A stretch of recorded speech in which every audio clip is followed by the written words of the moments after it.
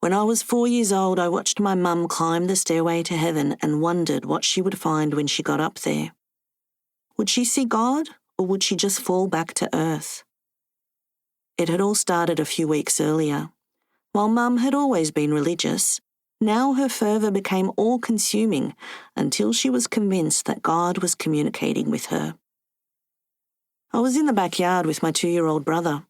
We were sitting in the leftover sand from one of my father's many do-it-yourself projects, making shapes with plastic containers and water, while Mum hung out the washing.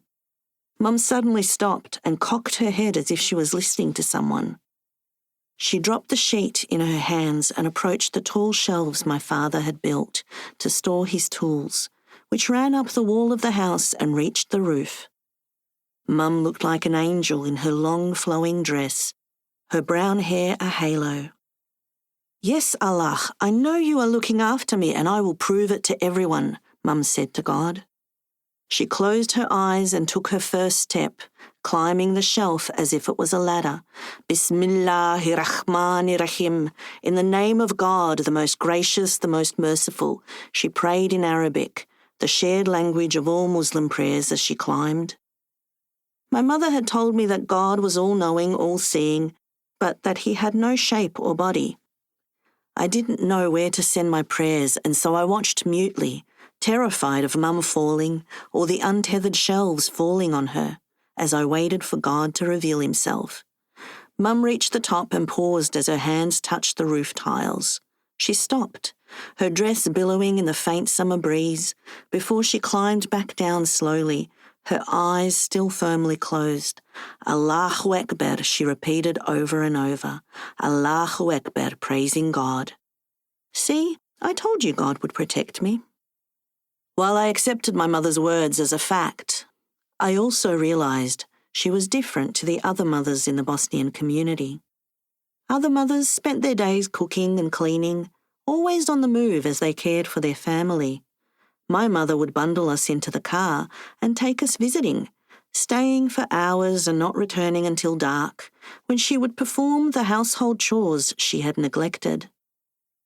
When the mania of bipolar disrupted her sleep, she would vacuum late at night while my brother and I sat sleepily on the couch waiting to go to bed. Or she would cook in the early hours of the morning, the sound of clanging pots floating into the edges of my dreams, the aroma of fresh bread filling the house. That night, my mother's voice woke me from a deep sleep. Sitting up in bed, I saw a bright light under the door.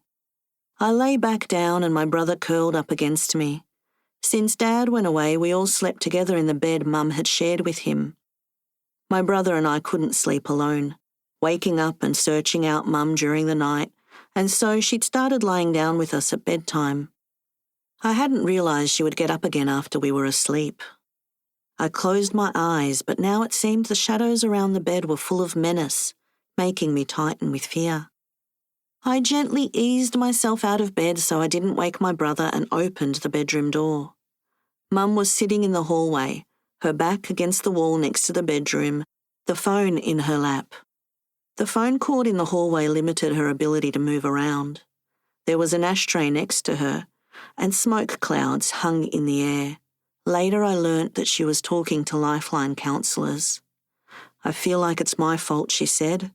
"I wished that he would die and then it came true." "Mummy, what are you doing?" I asked, rubbing the tears from my eyes. Mum quickly hung up the phone.